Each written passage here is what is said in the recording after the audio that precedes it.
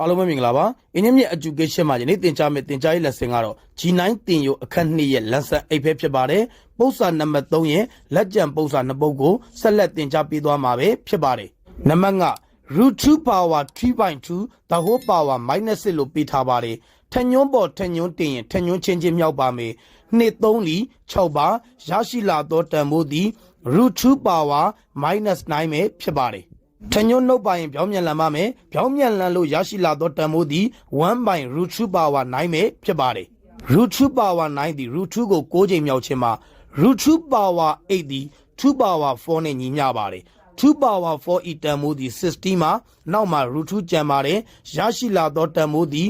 1 by 16 root 2ပဲဖြစ်ပါတယ်ပိုင်းခြေကို rational ဖြစ်ချင်ရင်ဆရာတို့ root 2နဲ့မြောက်ပါမယ် root 2နဲ့ root 2မြောက်ရင်ဆရာတို့2ပဲဖြစ်ပါတယ်16နဲ့လီ32ပါပိုင်းခြေကို root 2နဲ့မြောက်ရင်ပိုင်းဝေကိုလည်း root 2နဲ့မြောက်ပါတယ် root 2နဲ့1နဲ့မြောက်ရင် root 2ပဲဖြစ်ပါတယ်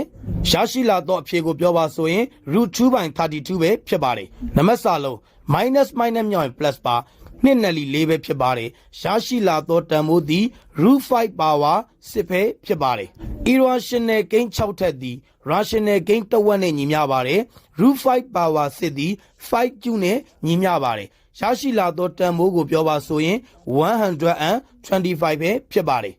ယနေ့သင်ကြားပေးခဲ့တဲ့သင်ကြားရေး lesson ကိုနားလည်လိမ့်မယ်လို့ထင်ပါတယ်အားလုံးကိုကျေးဇူးတင်ပါတယ်ရှင်လန်းချမ်းမြေ့ကြပါစေဗျာ